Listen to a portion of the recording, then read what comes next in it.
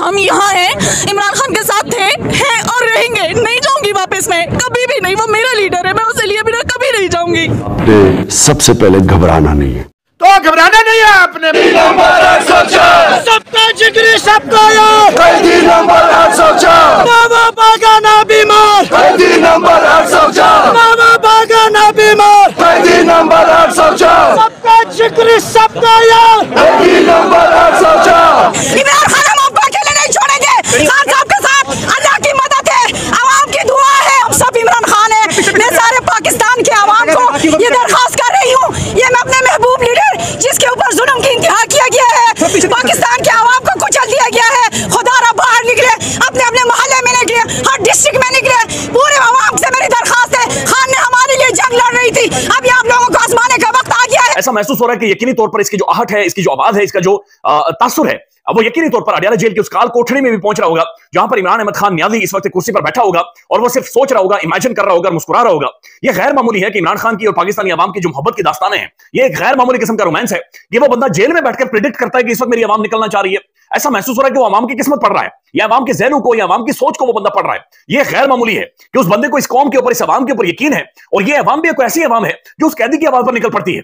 वज़ीर आला खैबर पख्तूनख्वा अली अमीन गंडापुर की क़यादत में पीटीआई का काफिला कटी पहाड़ी से इस्लामाबाद की जानिब रवा दवा है। काफिले में बुशरा बीबी और उमर अयूब भी मौजूद है। आपको पता है दोस्तों कि किस तरीके से खैबर पख्तूनख्वा में खून खराबा चल रहा है। बलूचिस्तान की तो बात आप जानते ही हैं। हाल फिलहाल में तकरीबन 50 लोग एक एम्बुश में मारे गए। ये पुरानी खबर है। नई खबर यह है कि अलीजाई और बगान दो ट्राइब्स हैं। अलीजाई जो है वो शिया ट्राइब है, बगान जो है वो सुन्नी ट्राइब है। आपस में इनके फायरिंग हुई, रॉकेट फायर हुए, मशीन गन, ग्रेनेड, असला बारूद सब इन्होंने चला दिया। 37 मारे गए, 30 से ज्यादा घायल हैं। पाकिस्तानी सोशल मीडिया में जो बातें चल रही हैं, मेन स्ट्रीम मीडिया, पाकिस्तान से पुख्ता खबर लाना दोस्तों बड़ा मुश्किल है, क्योंकि सच वहां पे कोई बोलता नहीं है।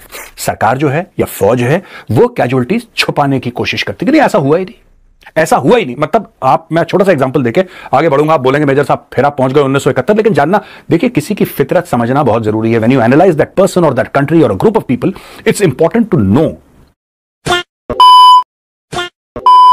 जय दोस्तों, जय श्री राम। पाकिस्तान के कैदी नंबर 804 इमरान खान को है 5 मेरे ख्याल में अगस्त 2023 को है तोसा खाने के केस में पाकिस्तान की जेल में डाला गया था, और उसको उस दिन से ही तकरीबन 100 से ज्यादा केस है इमरान खान पर चले हुए हैं। आज 6000 से ज्यादा तो वहां के जो सुरक्षा कर्मी और 21,000 से ज्यादा पाकिस्तान की आर्मी ने है इस्लामाबाद की भाई गर्दन पकड़ ली है। पूरा इस्लामाबाद कंटेनरों से है जो बंद कर दिया गया है, और पाकिस्तान के अंदर जो इस्लामाबाद के अंदर पीटीआई के वर्कर हैं आज उन्हें कूच कर दिया है। और इमरान खान ने बोला कि भाई ये आखिरी मौका। आप लोग वीडियो देखिए, महबूबाई कैसे रो रही है।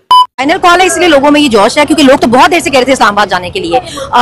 लोग एक्साइटेड हैं क्योंकि ये हमारे लीडर की जिंदगी की बात है। हम उसके लिए घर से निकल रहे हैं, अपने हक के लिए निकल रहे हैं, अपनी आजादी के लिए निकल रहे हैं, अपनी इज्जत के लिए निकल रहे हैं। क्योंकि अभी जो हो गया ये बस बहुत हो गया है। लोगों के घरों में जिस तरह घुसा जाता है, जिस तरह उनके घर तोड़े जाते हैं, जिस तरह उनकी माएं बहनें बेटियों को अगवा किया जा रहा है, बच्चों पर जिस तरह तशद्दुद किया जा रहा है, ना 10 साल का बच्चा, ना 12 साल का बच्चा। अब देखें कि इबाद फरूक के बेटे की डेथ हुई, अभी एक बंदे को इन्होंने ईंट मार के मार दिया, उसके बच्चे यतीम किए। लोगों के बच्चों के आप जिस्म से प्लास से गोश्त खींच रहे हैं, औरतों के सरों से आप दुपट्टे खींच रहे हैं, माओं के आप गिरबानों में हाथ डाल रहे हैं। किसी चीज की एक हद होती है ना, किसी मतलब मार खाने की भी एक हद होती है, जुल्म बर्दाश्त करने की भी हद होती है ना। हमने इतना कुछ देख लिया, बर्दाश्त कर लिया कि अब अभी हमसे और क्या एक्सपेक्ट कर रहे हैं। हम तो हर दफा पुरअमन रहे हैं, मतलब हर दफा। पिछली दफा भी हमें डी चौक पहुंचने के लिए कहा था, डी चौक हम पहुंचे थे। खान ने बोला नहीं था कि वहां बैठना है, अभी खान ने बोला वहां बैठना है, तो अभी वहां बैठेंगे जब तक हमारे मुतालबात पूरे नहीं होते, क्योंकि हमारे मुतालबात जायज है ना। हम अब हमारा वोट, हमारा हक था जो चोरी हुआ, हम उसकी वापसी के लिए जाएंगे। हमारे जो लोग अभी तक जेलों में हैं 18-18 महीने से, वो रिमांड पे हैं। 18-18 महीने का कौन सा रिमांड होता है? डॉक्टर यास्मीन एक औरत है, कैंसर सर्वाइवर है, इतनी एज है उनकी, इसके बावजूद उनको जमानत नहीं मिल रही। हमारे कानून में 90 दिन के बाद जमानत है। पासपोर्ट की बात तो ये ऐसे कर रहे हैं जैसे आपने पासपोर्ट की बड़ी इज्जत बनाई है पूरी दुनिया में। आधे से ज्यादा मुल्क तो आपको बैन कर चुके हैं अपने मुल्क में। आप बड़े लोगों को फ्री वीजा बांट रहे हैं जो उनके पासपोर्ट पर कर देंगे। जहां तक संतों की बात है कि आप देखेंगे नौजवान है वो सारे मुल्क छोड़ के जा रहे हैं क्योंकि आप नौकरियां देने के काबिल नहीं है। उन्होंने आपकी संतें वैसे भी अपने सर पे मारनी है। वो तो बेचारे इतने साल लगा के पढ़ के संतें हासिल कर रहे हैं, उनको नौकरियां देने के काबिल नहीं है, फिर वो मुल्क छोड़ के चले जाते हैं। तो आपने उनकी संतें कैंसिल करके भी कौन सा तीर मार लेना है? ये हर दफा एक ऐसी बात करते हैं जिसका कोई सर पैर ही नहीं होता। हम इनका जो करने वाले काम है वो करें ना। मुल्क में अमन अमान की हालत देखें, वो तो आपसे काबू नहीं हो रही। दहशतगर्दी तो आपसे काबू नहीं हो रही। स्ट्रीट क्राइम तो आपसे काबू नहीं हो रहे। बातें आप कर रहे हैं हम शनाख्ती कार्ड कैंसिल कर देंगे। पाकिस्तान की शनाख्ती कार्ड की, पासपोर्ट की आपने हैसियत रहने ही क्या दी है? उसकी इज्जत आपने रहने ही क्या दी है जिसको कैंसिल करने की आप धमकियां लगा? एक हद तक लोग सहते हैं, इसमें कोई उसके बाद फिर प्रोटेस्ट करना, एहतजाज करना हर किसी का हक है। बड़े बड़े ममालिक में भी एहतजाज पे पाबंदियां नहीं होती है, लोग आते हैं, ओपिनियन देते हैं और चले जाते हैं। ऐसे ही पूरा मन प्रोटेस्ट। हाँ, पूरा मन प्रोटेस्ट। महंगाई मसला नहीं है हमारे यहाँ, गुर्बत मसला नहीं है। फिर क्या मसला? हमारे यहाँ असल है हमें इंसान समझा जाए, ह्यूमन राइट्स का इशू है। आप यहाँ पे अगर कोई एक मखसूस पार्टी का झंडा लेके निकल रहा है तो जनाब साहब बंदे अंदर हो जाता है। पुलिस वालों को लोग जो पढ़ गए हैं, तो अब इससे पता चलता है कि आपकी जो इंस्टीट्यूशन है कितने कमजोर होना शुरू हो गया। आपने मोबाइल के ऊपर ये तुर्की का और पाकिस्तान से दोस्ती, ये बड़ी जबरदस्त बात है, तो क्या कहना चाहेंगे इसकी क्या वजह है? तुर्की बड़ा हमारे साथ सिंसेयर है आपके? सर ये तुर्की का नहीं। अच्छा, फिर ये कौन सा झंडा? दुश्मन को मौका मिल जाता है क्योंकि वो अपना ही झंडा जो है वो उस इलाके में, या आपको पता है कि कितना ज्यादा वो कंट्रोवर्सीज चल रही है जब से पाकिस्तान बना है, तो आप खुद दुश्मन को जो है मौका दे ना कि आप हमें जो है ना जो है वो भी पसंद है। मोदी का बयान देख रहे हैं, वो कह रहा है पाकिस्तान अपनी मौत आप मरेगा। ठीक हो गया। अच्छा, हमारा फलस्तीन का इशू है, वो हमारा इशू था। ठीक है। जब पाकिस्तान को अल्लाह रब्बुल इज्जत ने एटम बम की कुव्वत से नवाजा, तो सबसे ज्यादा जो जश्न मनाने वाले लोग थे वो फलस्तीनी थे। तो हम उनके लिए बोले? हम कहाँ बोले, हम तो अपनों को मारने पे लगे हुए हैं। हम तो अपनों आपको मार रहे हैं। फिर तो आप तुर्की भी नहीं उस तरीके से बोला, ईरान बोला आपको ईरान का झंडा लगाना चाहिए था। कश्मीर पहले पाकिस्तान की रियासत में था। अच्छा। अब इंडिया वाले छीन रहे हैं, बहुत जुल्म हो रहा है। अच्छा। मुसलमानों पर अच्छा, कौन कर रहा है? इंडिया वाले कर। प्रोपेगेंडा इंडिया करता है, सारी दुनिया जानती है। अमेरिका करता है पाकिस्तान के खिलाफ। अच्छा। इसराइल करता है। लेकिन अभी आप 1-2 मिनट पहले तो यही कह रहे थे कि इंडिया का जो प्राइम मिनिस्टर है वो खुद कह रहा है कि हमें कुछ करने की जरूरत नहीं है। कोई जरूरत नहीं।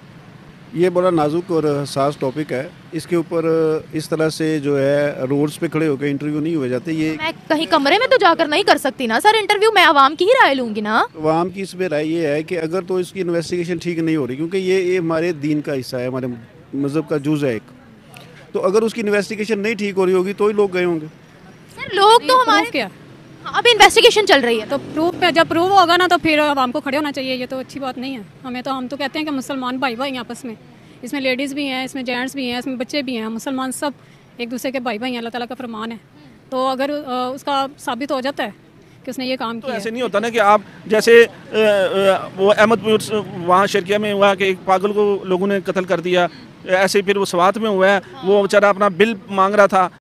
तो दोस्तों आप लोगों ने देखा, देखिए पाकिस्तान के अंदर ये है भाई साहब, देखिए कहा जाता है, बिल्कुल सही बात है कि पाकिस्तान की आर्मी आज तक एक भी युद्ध जीती नहीं है, एक भी चुनाव हारी नहीं है। ये चुनाव हारी थी तो इसके अंदर आप लोगों ने देख लिया कि शहबाज शरीफ एंड पार्टी ने क्या हाल किया है। और इनको पता था, क्योंकि पाकिस्तान के अंदर जो बैलेट पेपर में वोट डाली गई थी उनकी काउंटिंगों को, यानी कि रिजल्ट तो इनका अगले दिन ही आ जाता है, 1 महीने बाद भी रिजल्ट नहीं आया था। क्यों नहीं आया था? क्योंकि इमरान खान है साफ तौर पर एक तरफा है जो जीत रहे थे। और उसके बाद 1 महीना पहले भी डी चौक है, उसके ऊपर भी हुआ था। और 9 सितंबर तो आप लोगों को याद ही होगा क्या हुआ था कि पाकिस्तान के जो जिन्ना हाउस था और इनके गवर्नर हाउस थे उनको फूंक दिया गया था, उड़ा दिया गया था। और उसके बाद वहां पर जो उस दिन से ही जो लोग थे जिनका कोई दोष नहीं था, अपने हिसाब से जो पीटीआई के वर्कर थे उनको पकड़ के जेलों में डाला गया था, उनको आज तक पीटा जा रहा है। यानी कि 100 मेरे ख्याल में 9 सितंबर से याद लगा लो भाई, 1 साल ही हो चुका है अभी पीछे। तो 1 साल से वो रिमांड पे ही हैं पीटीआई वाले, उस दिन से रिमांड पे ले रखे हैं। अभी जो ये स्टार्टिंग में आई थी शबनम है जिसका नाम है, ये भी जेल में थी।